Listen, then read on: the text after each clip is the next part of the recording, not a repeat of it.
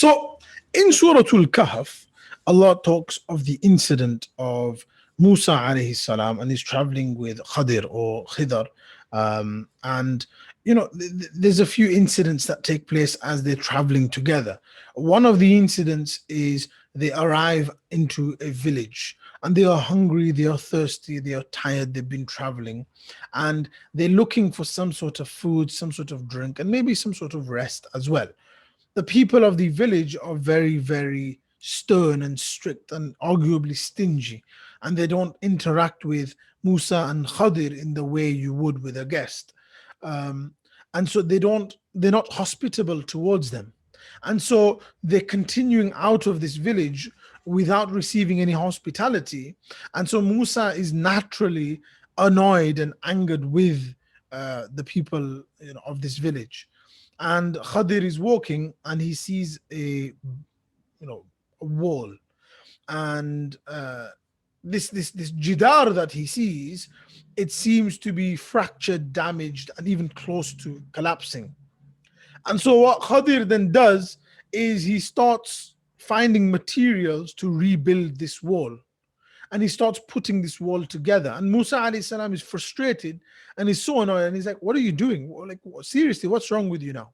Right? You've come across this village and they've not taken care of you, they've not been hospitable to you. You come across this random wall and now you just start playing with it and start fixing it. At least you could have said to the owner of this wall that, yo, I'll fix this wall for you, I'll give it some support, and then give me something in return, give me some food or something in return. um and so obviously Khidr was operating on a different level. Um, Allah wanted to show Musa alayhi salam that there is somebody more knowledgeable than you, and knowledge comes from Allah. And so Khidr said to Musa, "Look, I'm going to explain to you, but this is it. This is the final. Now, I'm not willing to carry on with you." And this is what he explains. And I'm focusing on the wording of the Quran here.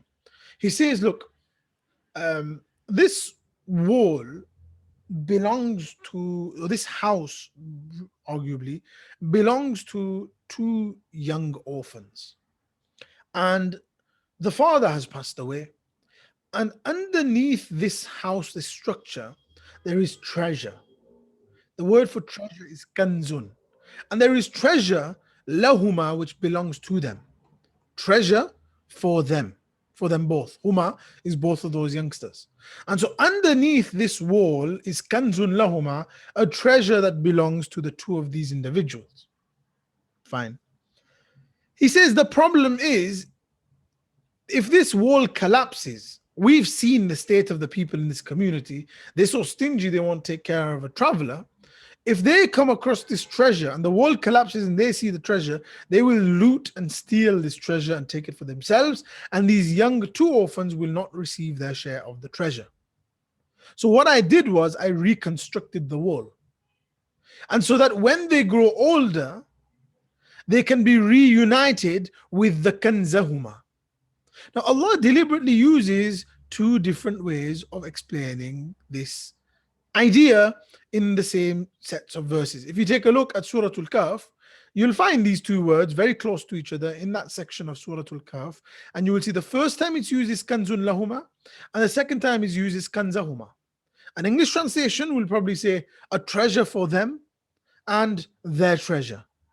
It's the same thing, let's be honest.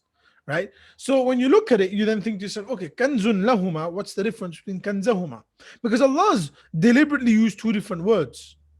And Allah doesn't make a big deal out of him using two different words, but we should make a big deal out of it, because Allah is extremely precise. He's the creator of the universe. He's the creator of language. He's going to use very, very nuanced kind of terminologies. And so when Allah is using kanzun lahuma, the treasure isn't theirs yet.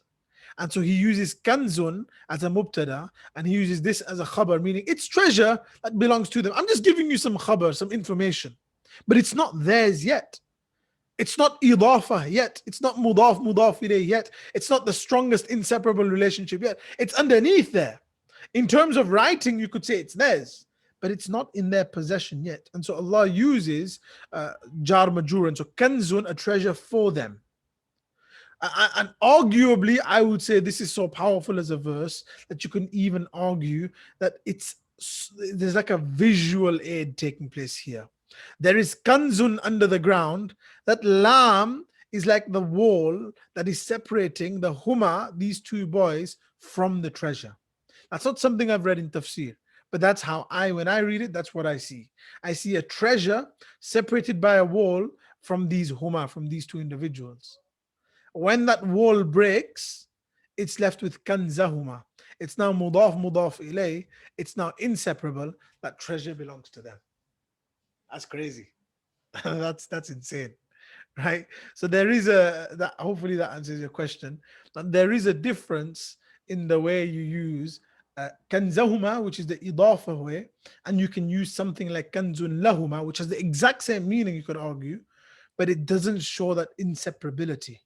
Mudaf is the strongest of relationships, grammatically, but also in translation. It shows that it's their treasure. It's now owned by them. It's in their possession, right? And so when you come across these different nuances, it's just like, wow, it's just insane. And so that's why this then helps, because up until this point, Allah has really had a go at us, right? And rightly so. He wants to make sure that we don't become this individual. And then he says very soft, like a mother who, shouts at you and has a go at you, and then you're sent to your room and you're in your bed, and then at night they quietly come and they kind of rub their hand on you and they say, it's okay, I'm sorry, this, that. I didn't mean it in a bad way. I meant it in this way and this and that. And then it just makes you cry even more. So this is what Allah wants to do. After having such an insane, like a go at us, he then comes and says, وَرَبُّكَ الْغَفُورُ ذُو الرَّحْمَةِ. And if he had just said Rabbuka, that would have been sufficient to convey the meaning, because he's saying your Lord. Meaning it's not his Lord or her Lord, or it's not just a Rabb, it's Rabbuka, mudaf ilayh. Your connection, your relationship is inseparable to Allah. And there's nowhere else you can go besides to Allah. And so, وَرَبُّكَ الْغَفُورُ ذُو الرَّحْمَةِ. Hopefully that explains it. So this kanzun lahuma.